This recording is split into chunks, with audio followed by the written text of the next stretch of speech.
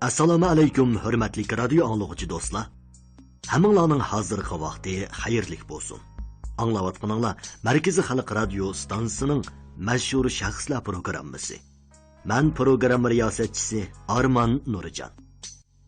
Amerikaning eng dastlabki rock cho'lponlaridan Elvis Presley, hard rock muzika atirti va Bob Dylanni nurg'un kishilar tonimaydi.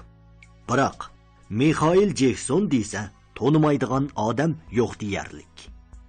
Michael Jackson bugungi zamondagi tangdishi yo'q ruh naqsh cho'lponi. Buningga butun dunyo muzika sohasidagilar va har qanday kishi ko'z yumolmaydi. Uning 5 yosh chig'ida muzika va usulga bo'lgan alohida talanti bayqalgan. Keyin har bir chiqargan plastinkalari rekord yaratib, sanoqsiz mukofotlarga erishgan. Uning naqshlari yuraklarga cho'nqur singib, mangu astin ko'tarilmaydi. U yana kishini hayron qoldirgudek yaxshiliklarni qilgan. O'smir bolalarni qutuldirgan. Afrikaga yordam bergan. Uning chiroyi, odati, nikoh ishi va turmushi qatorliqlarning hammasi axborot sohasidagilarning mangu qiziqadigan parang temisidir. Muzik talanti va muzika uchun o'chmas tuhfalarni qo'shgan bu dangdor shaxs haqida ko'plagan ishlarni bilmaslik nurg'un kishilarni afsuslantirdi. Biz bugungi programmamiz orqali Michael Jacksonning qisqacha tarjima holini radio anglag'uchi do'stlarga so'zlab beramiz. Michael Jacksonning o'sib yetilishi, muzikaga qo'shgan tuhfalari va kishilar ko'ngil bo'ladigan har xil temalarni sizlar bilan o'rtoqlashamiz. Undaqda diqqatinglar programmamizda bo'lsin. Sayyora o'yin qo'yayotganda bir kuni Michael mehmonxonaning balkonida turib mundaq ishga uchradi. Balkon bog'cha ichiga qaraydi. Bog'chada odamlar ko'p edi. Ushtum tut bog'cha ichidagi baraylan Michaelni tonib qilib, Michael deb varqirab ketdi. Boshqalarmi uni ko'rib to'plashib, Michael deb tangli varqirashdi. Ularning shuncha ratlik, jaranliq ovozi bog'cha ichini titirtibdi. Dastlab Michael nima qilishini bilolmay qoldi, ammo to'limi hayajonlanib ketdi. U oxir tuvandagi kishilarga qo'l pulanglatib ehtirom bildirdi. Orqadan ikki qo'lini pulanglatdi. Tuvandagilarmi qo'llarini pulanglatib Michael deb davomli to'lashdi. Ba'zilar hayajonini bosolmay chirqirab ketishdi. Bu ko'rinish xiliqcha davomlashdi. Michael bu ishdan qattiq o'ylandi. Uning barliq tirishchanligi, ta'rif, ko'z yeshi, orzusi, ijodiyati va herib charchab mikrofon yenida birdam uxlab elishlari bekorga ketmagan edi. U o'zining shuncha qimmatga ega ekanligidan faxrlandi. Sayyora o'yin qo'yish musobaqasi uzun edi. Miami, Colorado, New Yorklarda o'yin qo'ydi. Asosan butun Amerikani aylanib chiqdi. Michael sahnada o'yin qo'yayotganda doim hayajonini bosolmasala, chapinini selib tomoshabinlar orasiga etib o'tadi. Kiyim saqlashga mas'ul xodim davomli norozi bo'ladi. Michael xijil bo'lib, "Kechiring, asli unda qilish niyatim yo'q edi. O'zimni bosolmay qoptiman" dedi. Sayyora o'yin qo'yish jarayonida yuz bergan bir cho'ng ish, kichik singlisi Janet to'y qildi. Uch qiz Marin, Lataya va Janet Michaelning ochi singlari edi. Michael ularni nihoyat yaxshi ko'radi. Biroq Latayaning mijozini g'ayri his qiladi. Lataya har qanday ishni puxta qilishga odatlangachgan, hech kimni o'z narsasini tutishga yaqin yo'llatmaydi. Tamoq vaqtida biraylan tush ko'rib qo'ysa, darhol tamoq qochisini yeb oladi.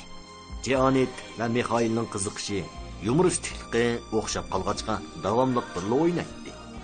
Michael Janetni naqsha etish jihatda ko'p yetakladi. Umu aksining umidini yerda qo'ymay, oxiri danglik cho'lpon bo'ldi. Sayyora o'yin qo'yish tugagandan keyin Michael erishgan barliq haq 2 milliondan ortiq pulni iyon qildi. Shu yili Michael Jackson ko'yik davolash markaziga chiqargan 1 million 500 ming dollarni qo'shganda, u 1 yil ichida 4 millionga yaqin pulni iyon qildi.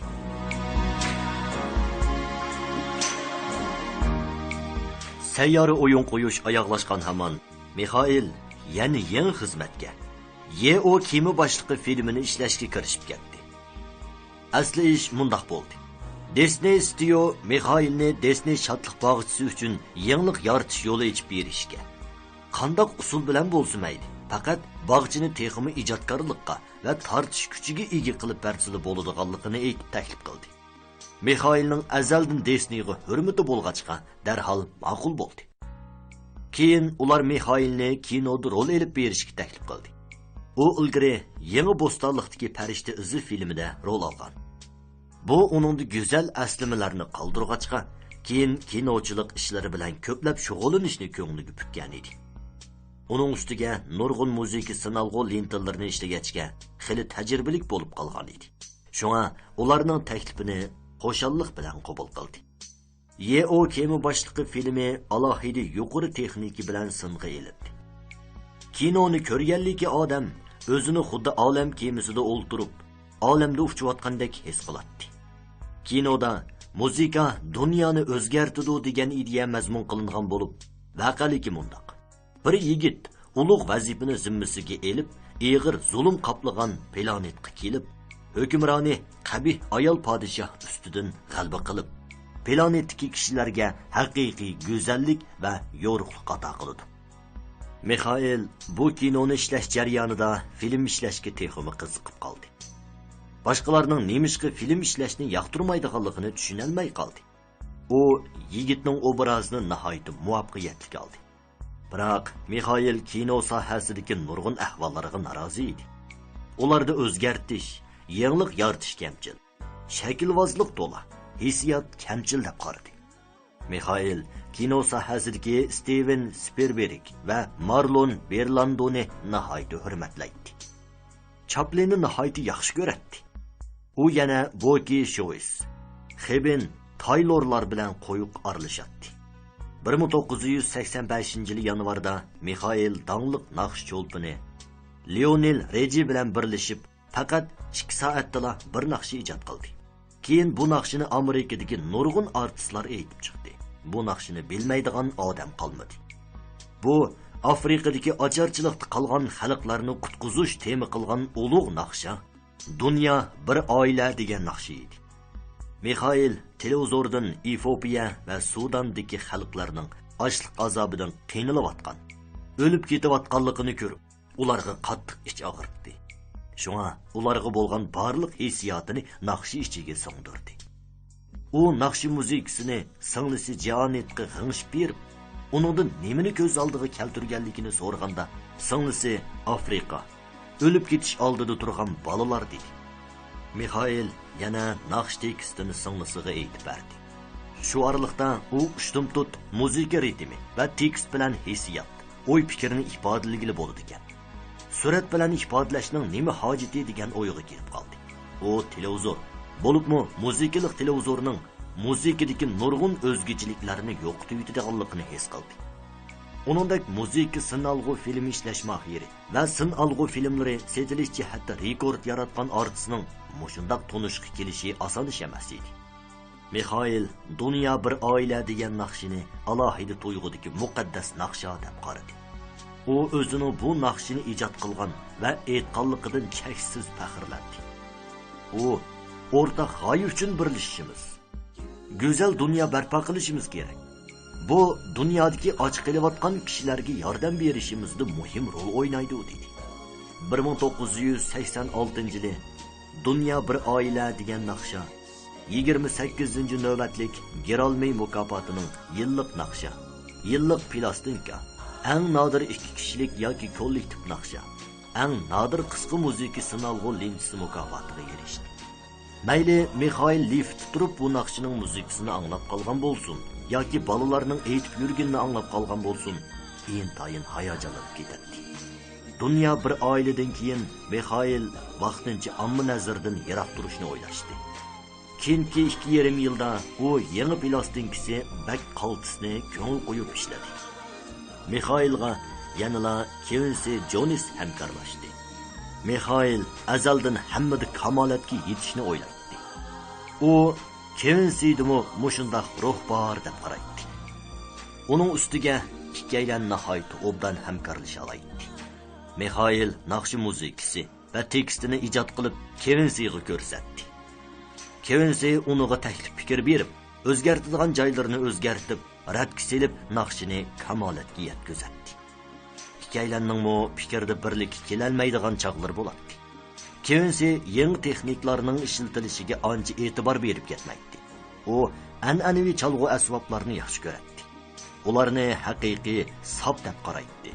Ammo Mixail yangi texnikalarni ishlatishni, bo'libmi ilg'or unga elish asboblarini, yangratqu asboblarini, yangi chalg'u asboblarini ishlatishni yoqtiradi.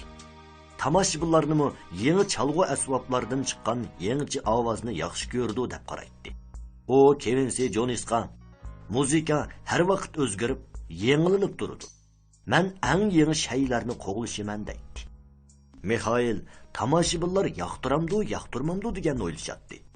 Uning uchun eng zo'r xo'shallik boshqalarning uning naqshi muzikasini yoqtirishi. U o'z saviyasini o'stirish bilan boshqalarning yaxshi ko'rishiga erishadi. Mixail muzikani tanlab o'ltirmaydi. Mayli rock muzikasi, sahro naqshisi, xalq naqshisi, moda bo'layotgan naqshi muzika bo'lsin, yaxshili bo'lsa, u hammani yoqtiradi. O'z ijodiyatida foydalanadi. Mixail maxsus plastinkasini ishlab bo'libla bir necha naqshini tanlab sinalg'u lentasi chiqardi.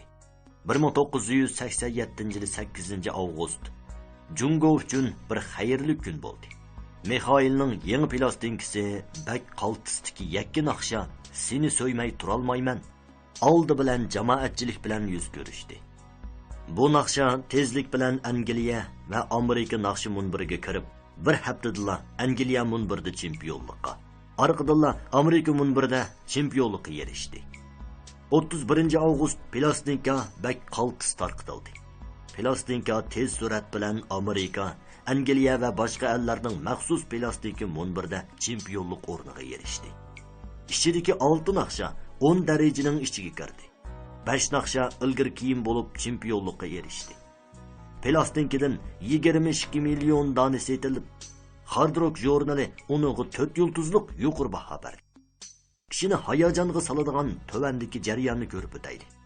Sentabrda Seni so'ymay turolmayman yakki naqshlar bo'yicha chempionlikqa, ritm va ahang chempionligiga erishdi. Ya'ni shu oyda plastinka bak qaltis Amerika plastinka munbirida chempionlikqa erishdi va bu o'rinni 6 hafta saqladi.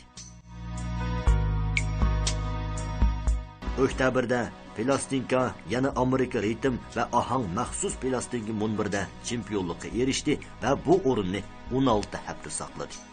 Ya'ni shu oyda yakki naqsha bak qaltis ritm va ahang chempionligiga, orqadan Amerika yakki naqshlari va Angliyada yakki naqshlar chempionligiga erishdi. Dekabrda Sen manga bergan tuyg'u ritm va ahang chempionligiga erishdi. Sharaf 1988-yilimi davom qildi. Yanvarda Mixail nurg'un mukofotlarga, alayliq suratlik naqshi avangard mukofotidagi muzika sinalg'u lentasiga alohida tuhfa qo'shgan mukofotiga, Ranglik Erik Birlashma Universiteti fond jamiyati tarqatgan Fizik Universiteti haqqoniyat adabiyot doktori unvoni va Friedrich D. Patterson mukofoti, Butun Amerika muzika mukofoti, ritm va ahang muzika mukofotining eng olqishlangan yakki naqshi mukofoti qatorliq mukofotlarga erishdi.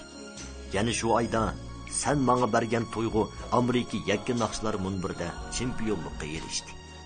Fevralda Mixail Angliya muzika mukofotining eng nodir xalqaroliq san'atchi mukofotiga, Ruh poyzi muzika mukofoti jamiyatining yillik eng nodir ritm va ahang maxsus plastinkasi va yillik eng nodir san'atchi yakki naqshisi mukofotiga erishdi.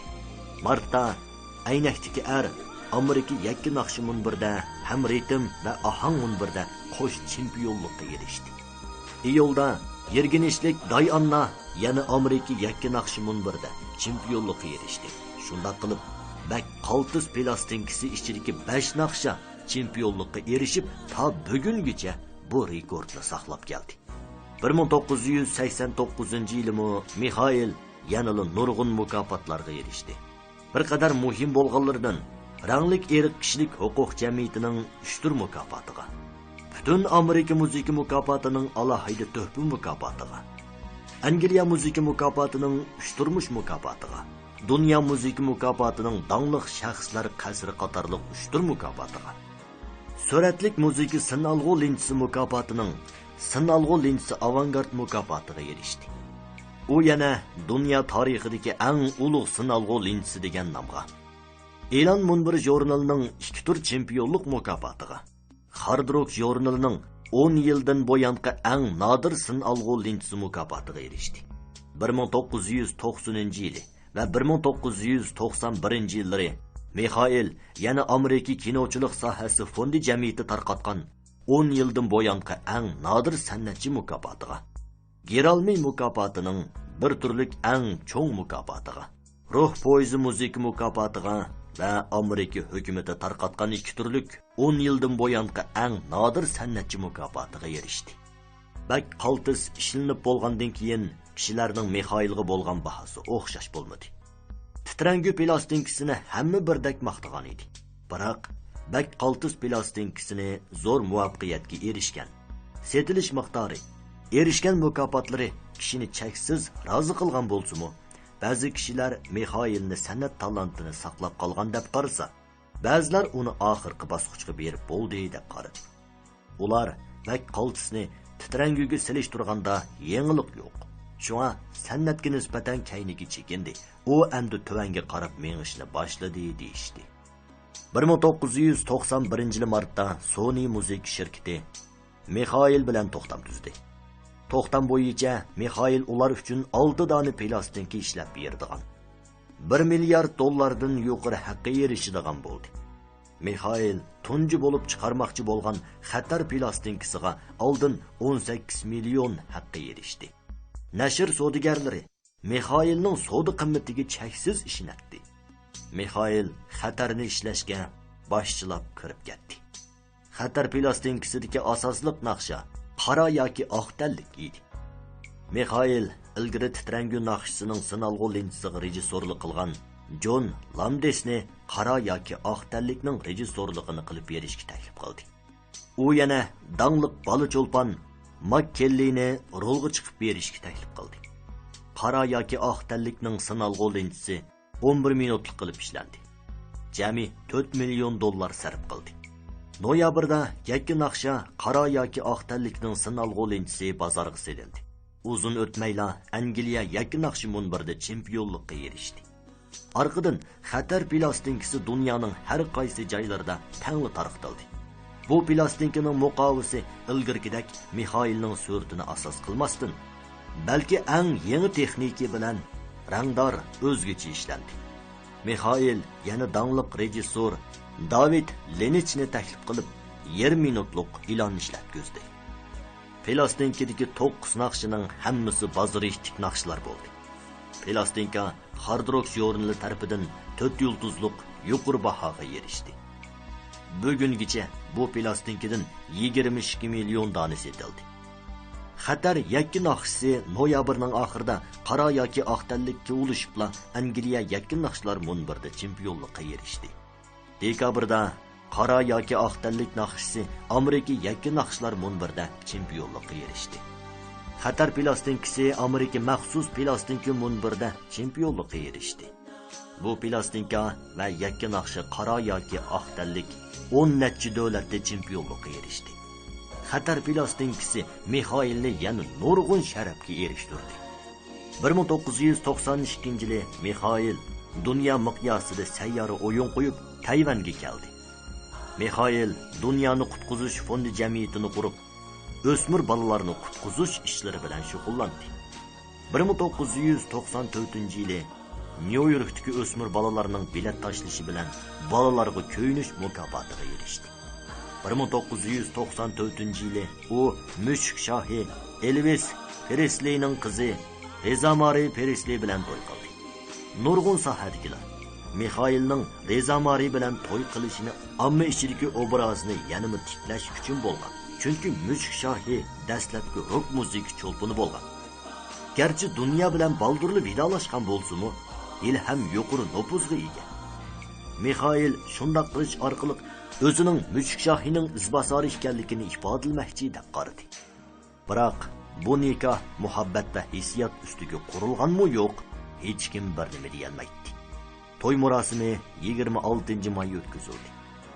2 avgust Reza Mari Jackson xonim degan nom bilan o'zlarining to'y qilganligini tunji qatim oshkorladi.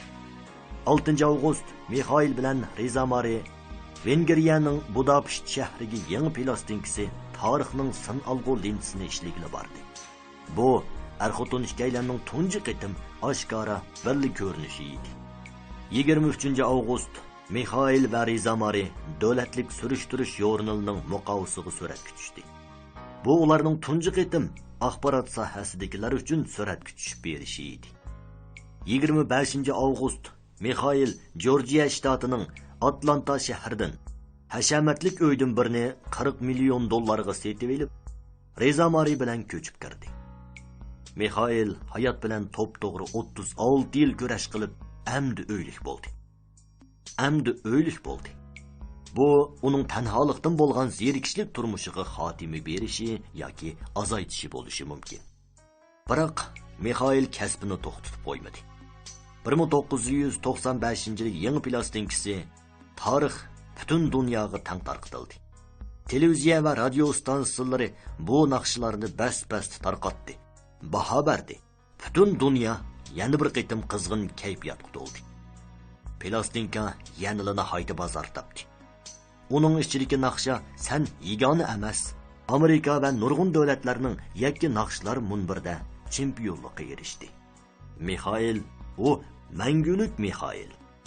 Mikhailning plastinkasi titranguni kishilar 80-yillardagi 10 danglik plastinkining oldinqisi. Mikhail o'zini bugungi dunyodagi eng danglik san'atchi deb qaradi. Mikhailni ba'zilar rock naqsh cho'lpini desa, ba'zilar moda naqsh cho'lpini deyishdi. Yana ba'zilar uning naqshi musiqalariga rock muzikasining ruhi yo'q. Uning musiqalari faqat soda madaniyatining mahsuloti deb qaradi. Rock muzikasiga azaldan bir xil ta'bir berilib boqmagan. Uning boshqa musiqalardan farqlanadigan alohida belgisimi yo'q. Amerikada rock musiqalarining o'zi nihoyat moda bo'layotgan musiqa. Ba'zi baholuvchilar rock muzikasini moda musiqining bir tarkibi deb qaradi.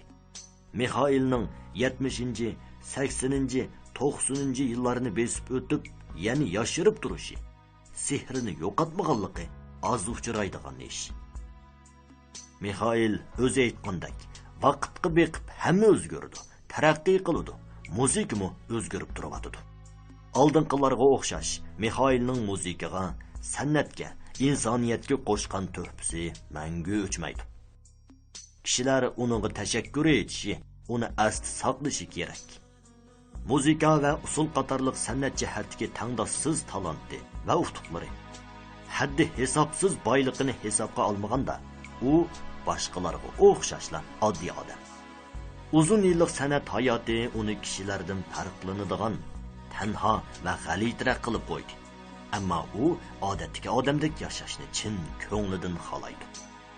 Mikhail men uchun hammadan muhimi boshqalarni xushallikqa erishtirish, ularni mushkul ahvoldan qutuldirish, besimini yeniklatish.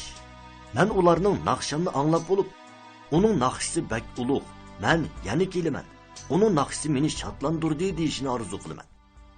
Shundoq bo'lganda biratla harduqim chiqadi deydi. Ishonimizki, mashhur shaxslar programmasi sizni mashhurlar bilan eng yaqin holatda uchrashtirgusi.